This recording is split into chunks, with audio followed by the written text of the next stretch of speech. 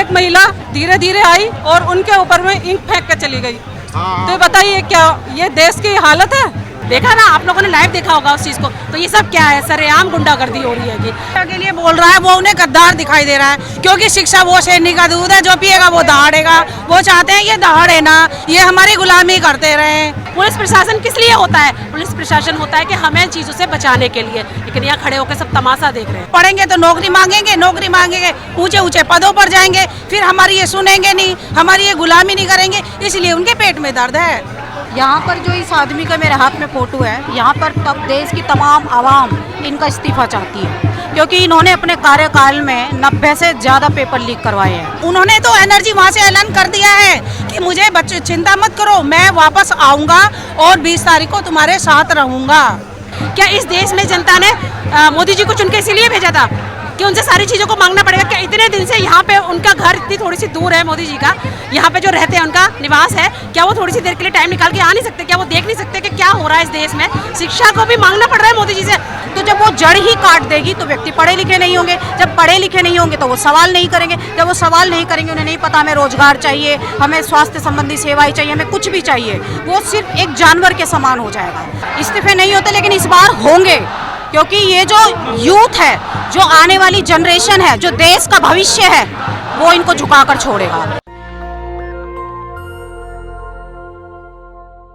जंतर मंतर पर महिलाओं की भागीदारी भी लगातार बढ़ती जा रही है। आज सुबह सोनम वांगचुक को जैसे ही उठाया गया, उसके बाद से यहाँ भीड़ बढ़ती जा रही है और अब महिलाएं भी बड़ी तादाद में यहाँ पर पहुँच रही हैं। सोचिए, सबकी एक ही डिमांड है कि शिक्षा मंत्री रिजाइन दे, इससे कम पर बात नहीं बनेगी।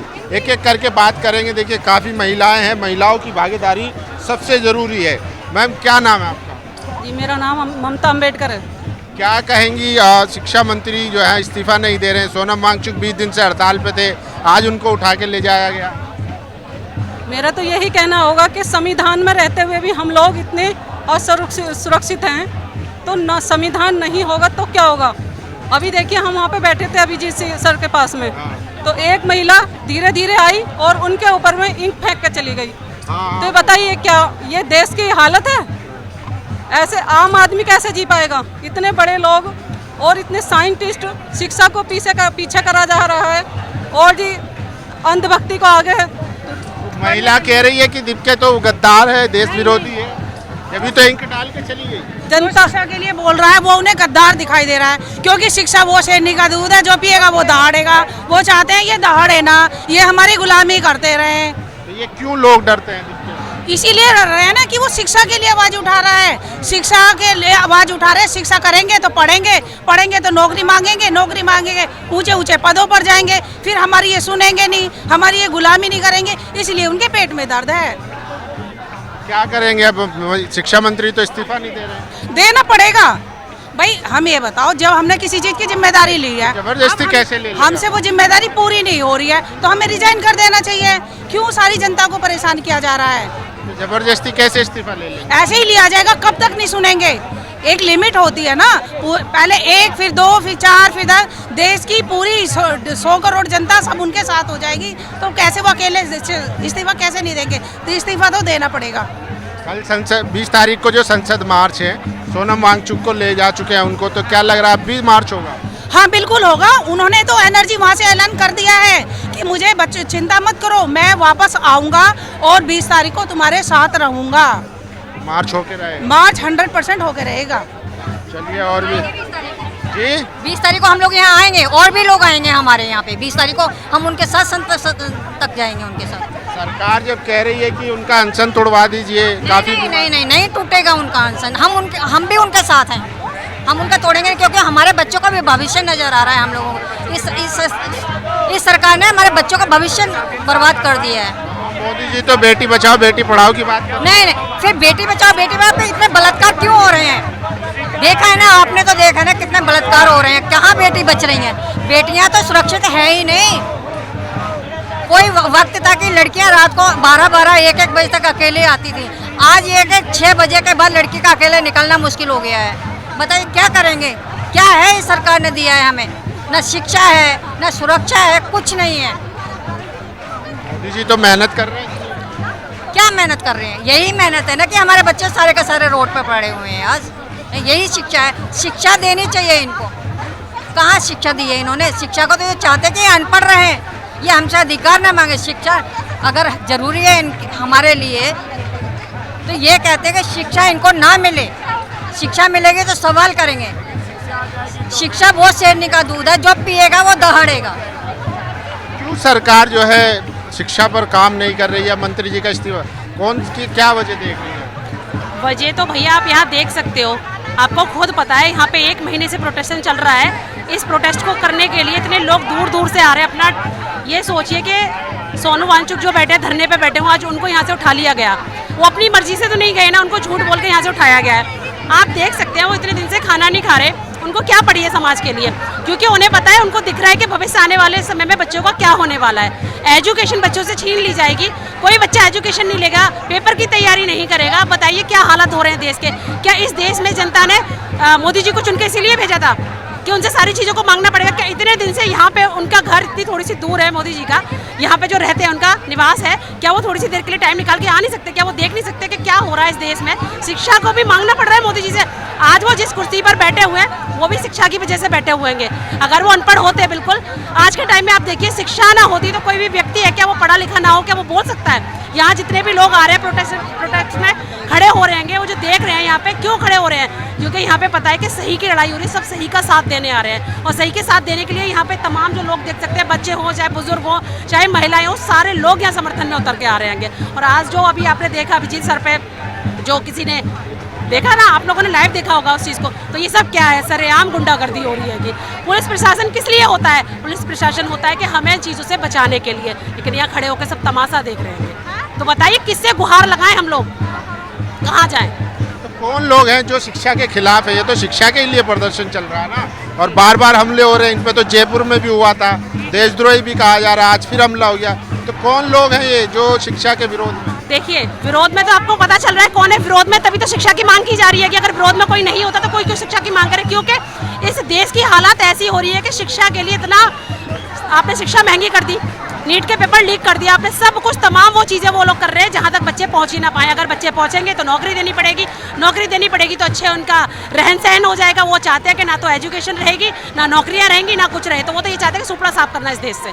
कि बच्चों की हालत क्या हो रही है आप बताइए? बच्चे 5-5 साल 6-6 साल अपना टाइम खराब कर रहे हैं, तैयारी कर रहे हैं, और 1 सेकंड में खबर आती है कि आपका पेपर लीक हो गया। ये क्या गलत तरीका है? बच्चे माँ बाप कैसे कैसे अपने बच्चों को पढ़ा रहे हैं, अपनी ज्वेलरी तक बेच रहे हैं, अपना खेत गिरवी रख रहे हैं। यहाँ तक कि बच्चों के सपने टूटते हैं, माँ बाप भी पूरे टूट जाते हैं। क्योंकि उनको पता नहीं उनका 1 बच्चा है 2 बच्चा है, वो किस तरीके से उनको पढ़ाकर वहाँ से वहाँ तक ला रहे हैं, गाँव से निकालकर शहर तक बच्चों को भेज रहे हैं। वो PG करा रहे हैं बच्चों को, नीट की तैयारी करा रहे हैं, IIT करा रहे हैं। किस लिए करा रहे हैं? क्योंकि उनके बच्चों का भविष्य अच्छा होगा तो हमारा भी भविष्य अच्छा होगा, इसलिए करा रहे हैं उस चीज़ को। लेकिन जानकार लोग कहते हैं कि सरकार जो है नेता बनाना चाहती है, शिक्षा से बेहतर है नेता बने। इसीलिए देखेंगे आज हर गली मोहल्ले में जो है हर कोई धर्म बचाने निकलता है, कभी संस्कृति बचाने। नेता की बात कर रहे हैं, नेता तो आज भी बने हुए बैठे हुए हैं। वो नेता क्या कर रहे हैं मुझे आप बताइए ना? नेता तो और भी लोग बैठे हैं, नेता क्या कर पा रहे हैं? सभी लोग नेता बन जाएंगे तो और भी कोई कुछ करेगा या नहीं करेगा? नेता तो सारे राजनीति अपने अपने तरीके से कर रहे हैं ना।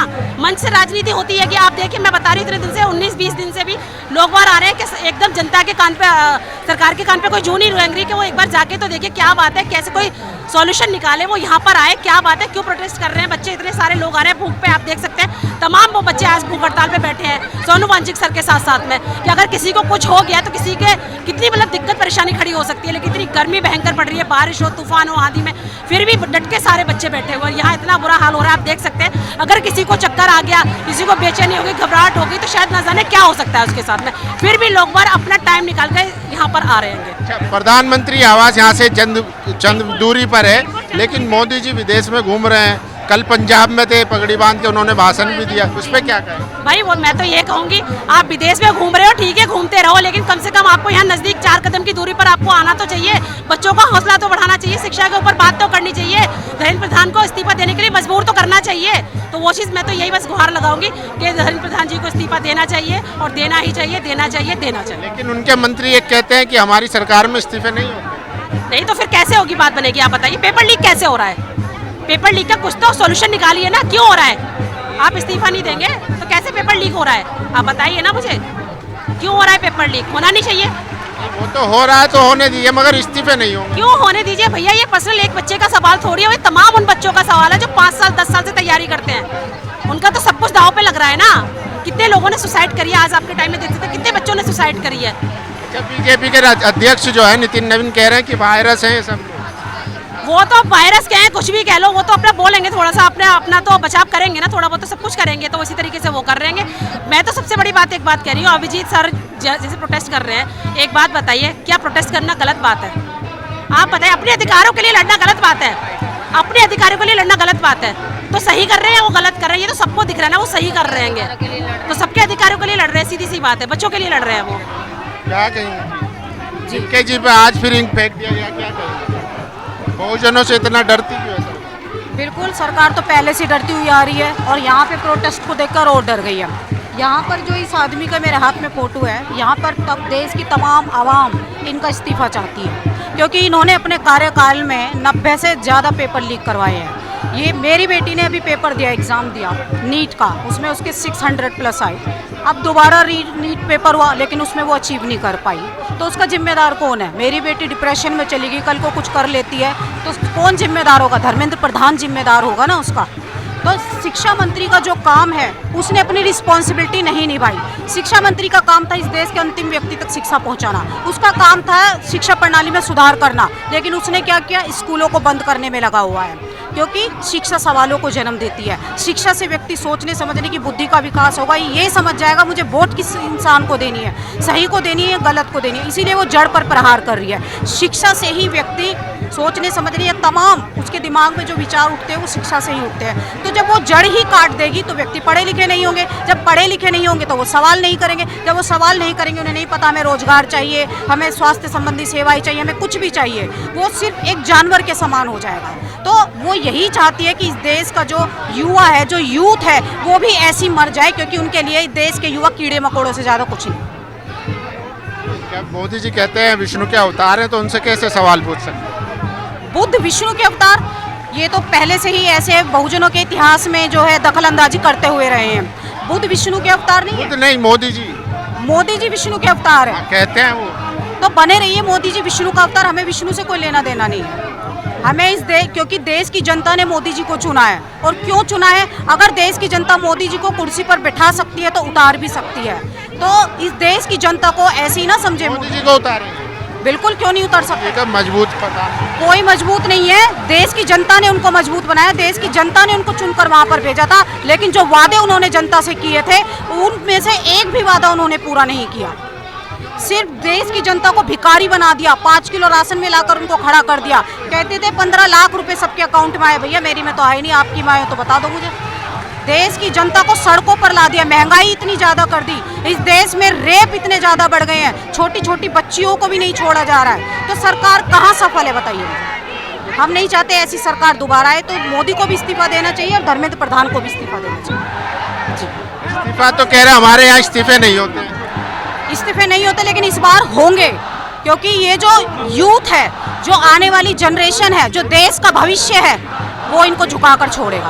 आमरण अनशन पर बैठे हुए जितने भी तमाम लोग, मैं उनको सबको सैल्यूट करना चाहूँगी, और जो लोग यहाँ पर आ रहे हैं, मीडिया कर्मी का भी मैं सैल्यूट करना चाहूँगी कि इतनी गर्मी में आकर वो यहाँ पर प्रोटेक्ट कर रहे हैं, इस देश के लोगों की आवाज़ को जन जन तक पहुँचाने का काम कर रहे हैं, नहीं तो गोदी मीडिया कुछ नहीं दिखा रहा है।